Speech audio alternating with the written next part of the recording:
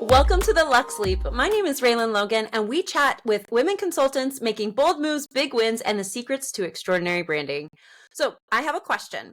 Have you ever reached the light at the end of the tunnel only to realize another one is just beginning?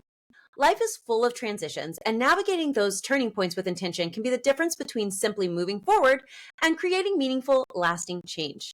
Christine Bolt is here to guide you through that process. As a certified coach through the International Coaching Federation, Christine creates a safe, curious, and unbiased space for you to explore how you show up for yourself and for others. She believes that real transformation begins with awareness and is powered by choice. Christine helps her clients step into the life they truly want by uncovering what's possible when we stop operating on autopilot and start making intentional decisions rooted in clarity and self-trust. Her work invites you to ask the big questions. How do you want your life to look? How do you want to shine in your light? If you're ready to pause, reflect, and start living with more presence and purpose, you're in the right place. So please welcome my dear friend, Christine Bolt. Welcome, Christine. How are you? Hi, I'm doing well. How are you? Well, just chilling like a villain. Same. All right, my friend. I'm just going to level the playing field for everybody who has, not a fly on the wall, and all of our conversations over the time that we've known each other, which has been like a decade. Way before I was a brand strategist and way before you were a coach. And so I'm curious, what inspired my dog. Oh, your dog. We're having a party. I'm just closing the door. Okay, what inspires me? Right? What inspired you to start your brand? What inspired you to, adopt a dog? Yeah, exactly, right? No, so I guess the basic beginning of everything for me is authenticity, right? With that moment of me closing the door with my dog barking, absolutely speaks to that. I went through major life change, as a lot of women do, and in multiple capacities, right? So I feel it shows up in different ways, but I'm sure we can get into that later. And I did it enough that I got to the point where I understood that if I took a pause and I took a moment at those points of change, that I could really build the life that I wanted to live. And it came from really wanting to be my authentic self and show up authentically for others, and also not to live in pain, ruminating thoughts, stress, in those moments where I didn't feel like myself. I really wanted to make sure I started showing up for myself and others in a way that was full of integrity, really, more than anything. So, yeah. I love it. And just finding that space and integrity, I think, is really meaningful and not something that we all are guided to understand how to do. I mean, the generations right prior to us, it was very much like you get a good job, you buy a house, and you live happily ever after, white picket fence, have a good day, bye-bye. And you don't talk back, you mind your own, and that just doesn't work today. Yeah. Or, I mean, it's just, I think we're starting to get to a point where we understand that not everything's for everyone, right? And that's really a powerful space to be in, because once you understand, like, well, even if everyone else is successful doing that thing, when I do that thing, it doesn't feel right for me. So why do I have to do it that way? Why do I have to show up like that? Why? And I think that we live in a space where it's more comfortable to ask why. It hasn't always been safe to ask why, and I understand that, right? But I feel like we're in a space now where it's like we're being pushed to ask, why do we show up the way that we do? Why do we do things the way that we do?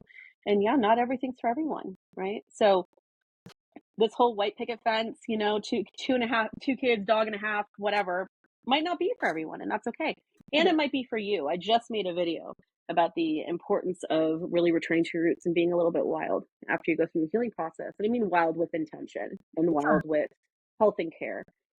Trying to figure out who you are again, it's an incredibly powerful space to be able to be in. But a lot of times we feel like, oh, why me in that moment? Instead of going into like, I can create the life that I want to live. How cool is that? We're really lucky to have those moments, even though they feel like a lot at the time, so.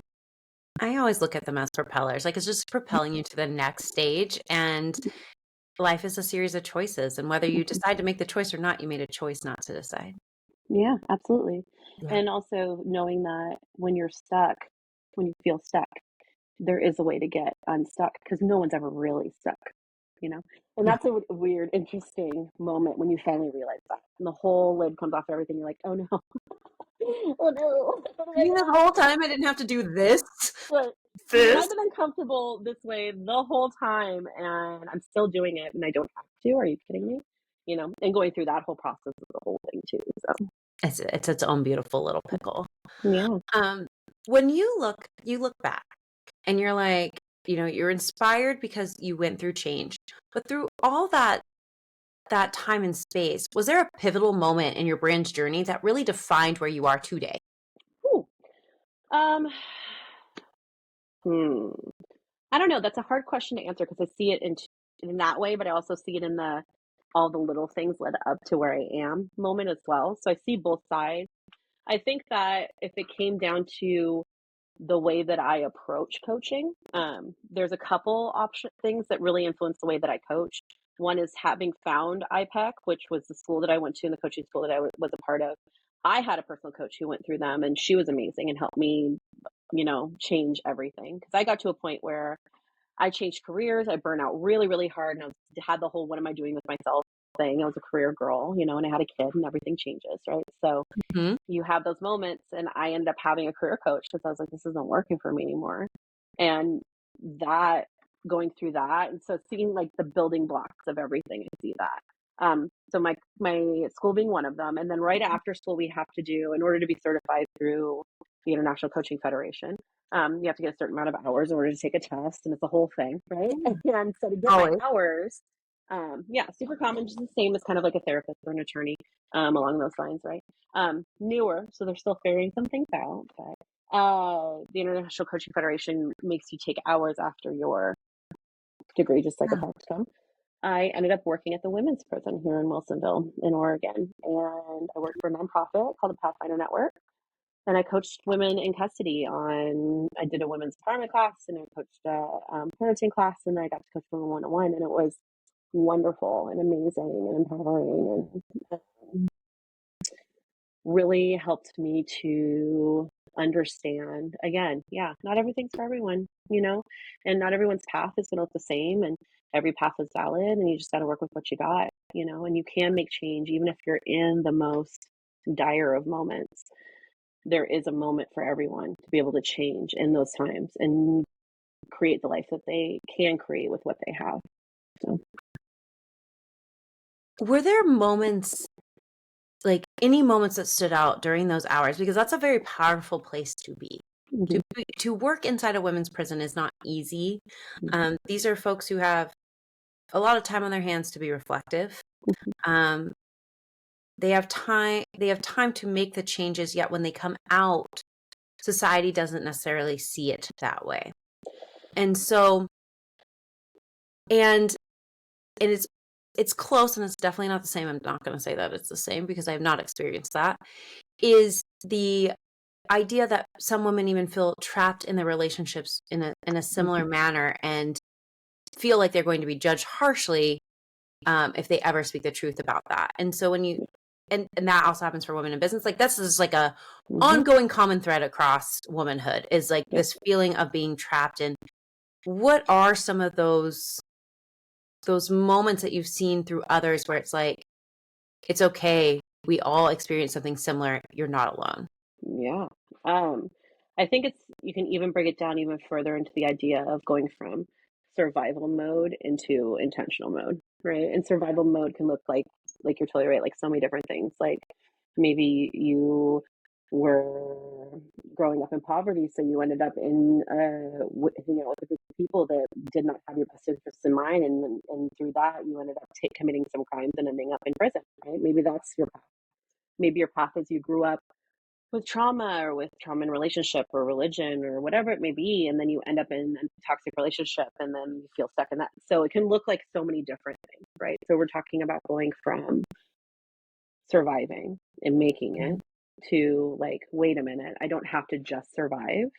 I am allowed, because I'm a human, to make choices for my life, right?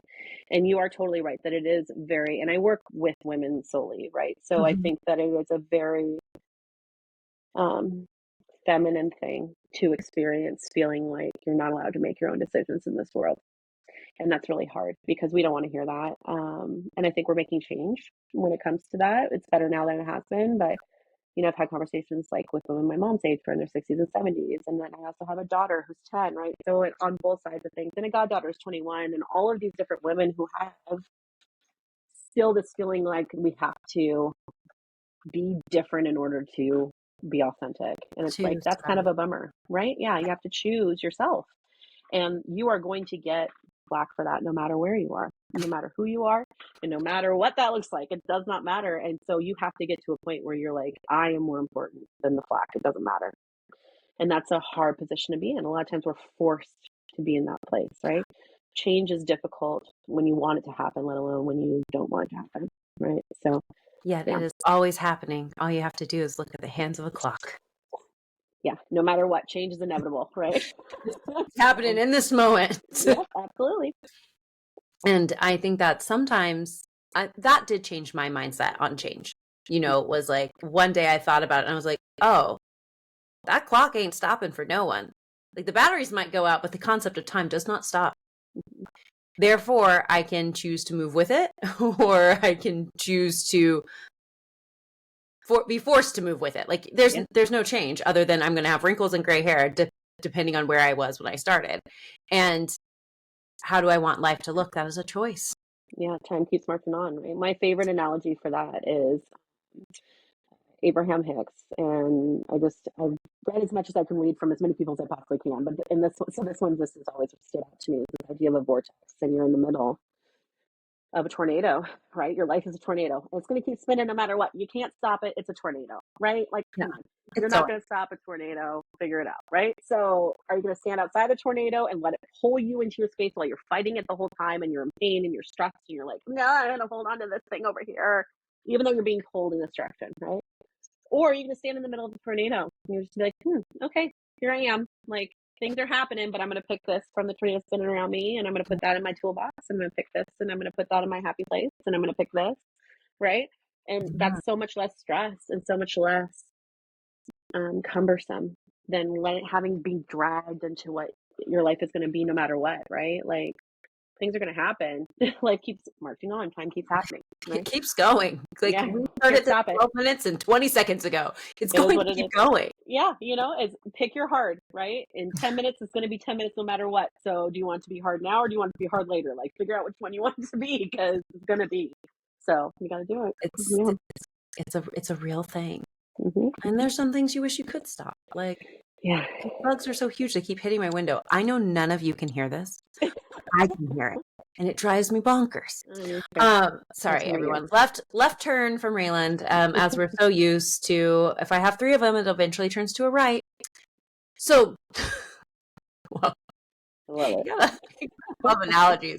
Like, if you are sitting here and you're watching this on YouTube, or you're like parked at home and you have your notebook out taking notes, can you count how many metaphors and analogies will happen through the course of this one podcast? Between the 2 of us, we've at least got a like dozen. Let's be like, if you can send me that number, I might have a prize for you. I love it. And bonus points if you just send me a random number on LinkedIn and then go, you said it on this podcast. I'll be like, oh, I'm sure I did. So, food for thought, everyone. Christine, my dear friend, what are your long-term goals for expanding your brand's impact? Yeah. Oh man, so many. My main number one underlying goal has always been, once I started this, was to bring coaching and mental health to underserved populations of people. That's always been my intention. That's always been what I wanted to do. I feel like there's a lot about taking care of ourselves as women. We don't allow ourselves to do that, right? Yeah. So I want to bring it to them, bringing it to you instead of you having to come and search for it. And so that can look like workshops, groups, all sorts of different options, but I really want to get a van or a bus or something along those lines and go community to community and provide workshops and coaching one-on-one in community-based environments. That's the main big goal I start off with. Yeah. That's amazing. Very Oregonian, very hippy-dippy. Let's get in a van. Let's drive around. Let's talk about our mental health, All right, you said it. I didn't. I thought it though. I thought it. I saw sunflowers. We're all thinking about it. Barefoot hippie in a van. Oh, I mean, I've for those, claimed it. I get it. were Been there here for plaid 25 shirts years. I understand involved? Were there plaid shirts involved? it. No plaid on my end. Probably usually black. Maybe some cheetah print, just because that is what it is. But For those of you listening who do not live in Oregon, like the two of us, it's a vibe. it It is. came with coffee, but not coffee from Starbucks. Coffee from an independent coffee seller. They have their own beans. Yeah. Had local music playing in the background. Exactly. Mm-hmm. And then the sustainable food place next door told you where the chickens died. Yeah. Yeah. Portlandia, the TV show, is slightly real. Slightly. It's exaggerated, but there are some truths. Like actual truths. And the episode where they go past where you live to Aurora to go find the chicken farm and then become part of a cult has always made me laugh. Always has made me laugh, Christine, because I would go run. Like, I lived downtown when we were younger, and I would go for a run, and I'd go to this burger place called Dick's, and it literally listed where the cows were and what they ate. And I was like, wow, we stepped into that one.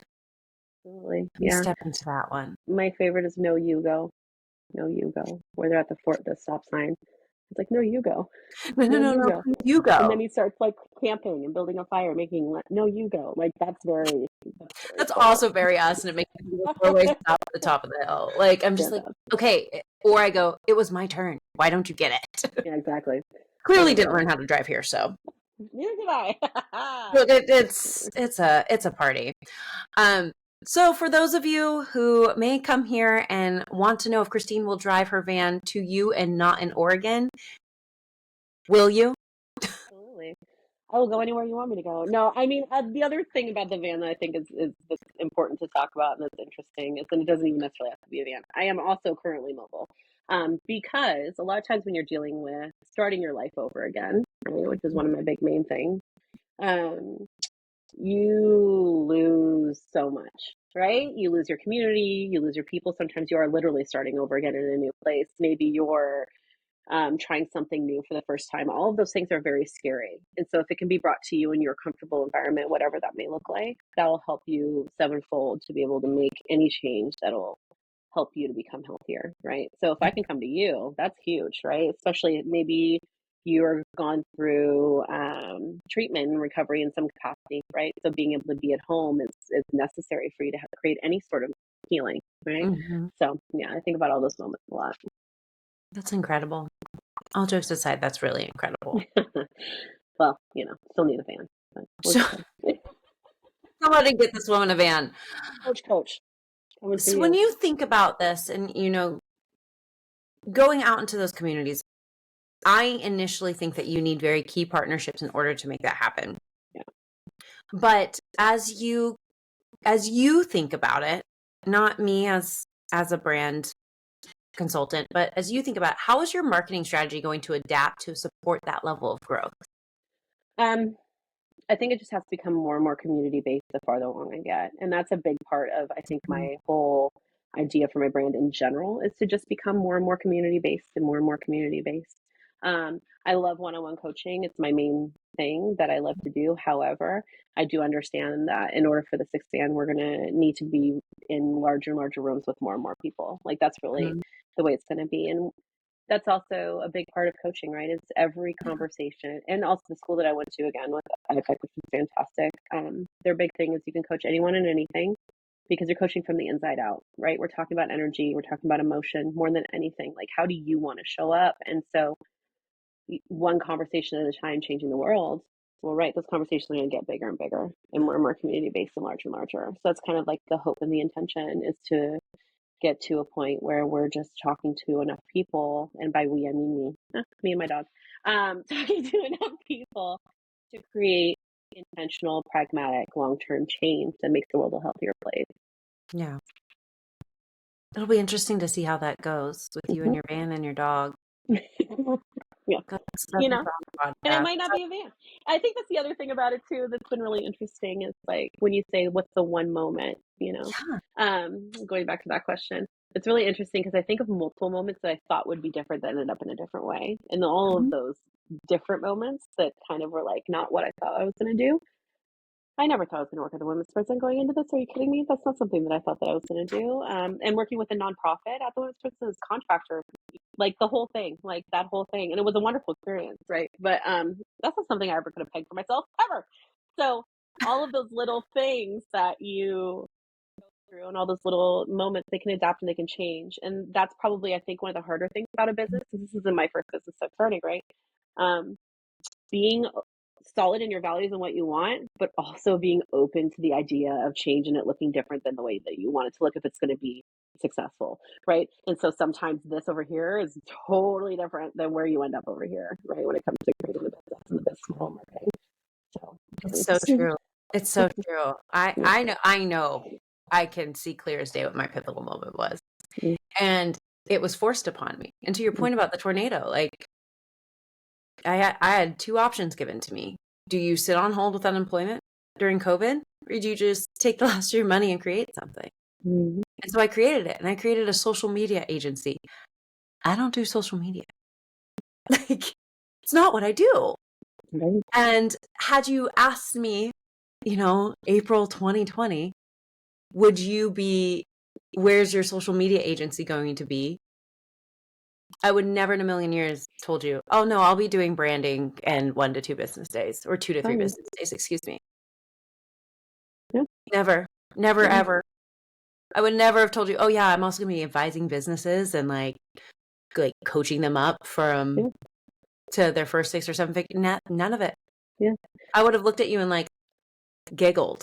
Yeah. I had no idea I was going to be working with women or with emotion or with mental mindset or anything along those lines. I really went into it with the idea that I was going to be a small business executive coach. Like I had worked with small businesses forever and ever and ever. You and I met in retail, right? Yeah. Many, many moons ago, and having done all of those things, the thing that's interesting about coaching is it has nothing to do with me, right? But your first thing when everybody's like, you should become a coach, like, the same with consultants. I can't tell somebody what to do. Are you kidding? I was like, I have a background in this over here.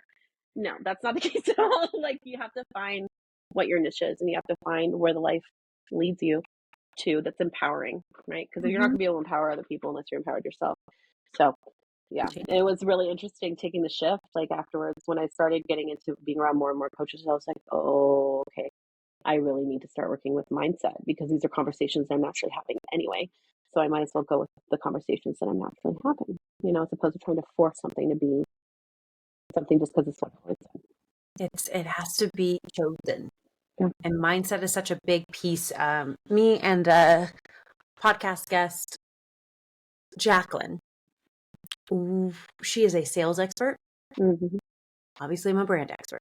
Mm-hmm. And we had this deep conversation about mindset. And the number one thing that's in your way is you.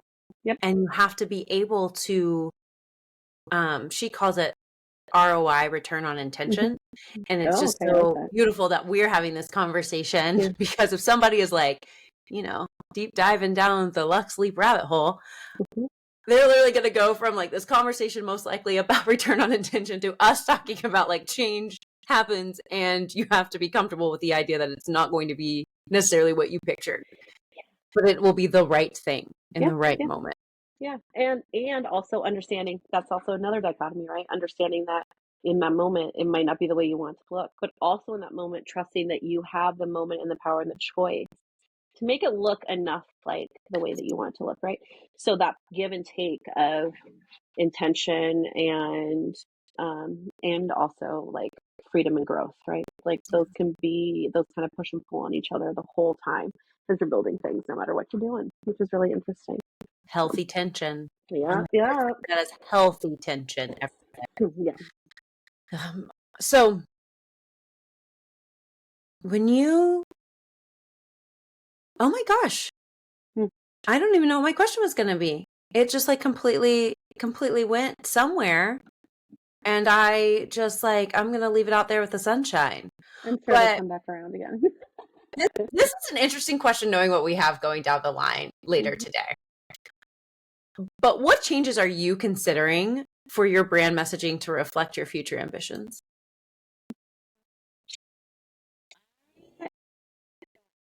Feeling the push and pull between what how do I say this? Okay, so my point of pain is always going to be between being creative and doing something that's super creative and out of the box and a little bit different, and professionalism and business and what I can do in both of those spaces at once, right? Um, I want to make sure that, like, I'm pulled naturally over here to this space because I have been in business and all those things for such a long time, but it doesn't feel as aligned to me as this space does over here, right? So I'm trying to make sure that I stay more in this space over here because this is where I know that I'm going to feel successful while still being true to this moment over here of business and professionalism and markets and all of those things, right? So making sure that I'm doing both those things. It's really interesting as a coach, and you and I have talked about this, right? Yeah. Is this idea of, like, what really does coaching look like, and educating people on the process of coaching, and the fact that if you are a certified coach, how it looks different than if you're just saying you're a coach, and all of those things. Making sure that those are all available to people as well, while also still being creative enough in my own thing and what that looks like too, So yeah, the back What and forth does there. creativity look like to you? Um, Energy and intention. Energy is a big one in general for me. And I think that also verbiage is interesting. I'm a communication major, right? That's always been my thing. I got into nonverbal and interpersonal communication. I was always, in production. So I think that it's really interesting, the idea of, like, the nitty gritty of, like, color theory and energy of this word versus that word. And when you pick this color, what does it look like? And, really being able to be intentional with the reason why things are the way they are, and why I'm choosing what I'm choosing, and making sure that I'm valued, aligned with where I want to go, based on what has worked for me in the past too, I Yeah. love it. I love it. Well, friend, we have now come close to time, which means I have two fun questions for you. Okay, I'm ready. Are you ready? I'm always ready. It'll be the hardest question of the day. That is not true, since I know Okay. I will see you later.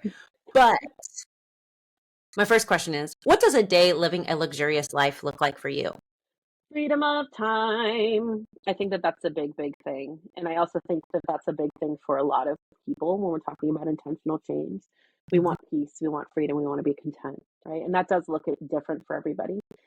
For me, it absolutely has to do with time. I'm a single mom running my own business. If I have the ability to schedule myself in the healthiest way for me, that is so luxurious. It's so wonderful.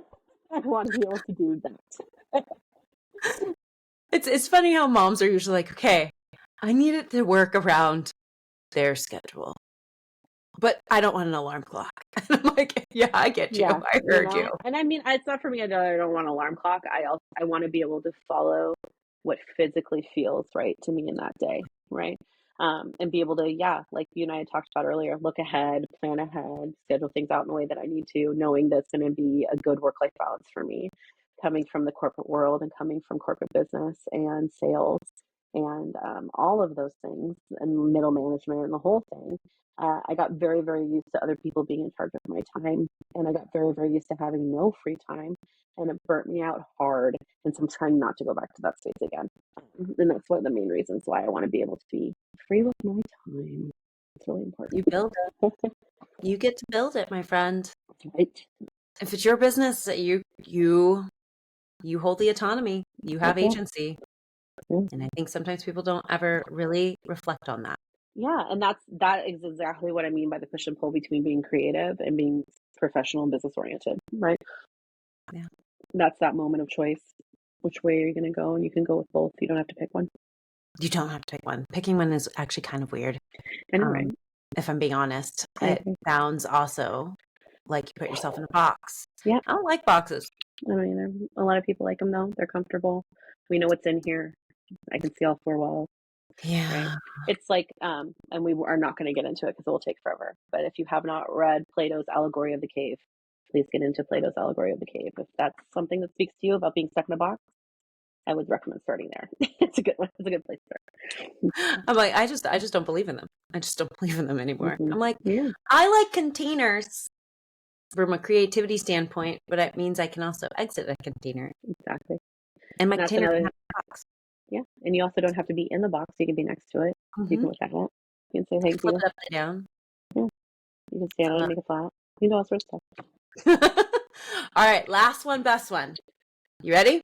Mhm. In what word? In one word. Ooh, in Mhm. what word? That works too. In one word, what is your primary motivation in business? Primary motivation in business in one word. That's a great question. Hmm. Curiosity. Why?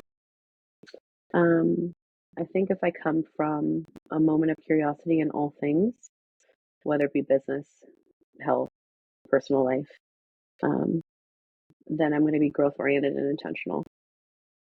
I So I love want to it. make sure that curiosity is my base start emotion for most things. That's absolutely incredible. Well, Christine, I'm so happy to have this chat with you today. Thanks for having me. I appreciate it. It was fun. Of course. Where can they find you, your dog, and your Yeah, Envision van?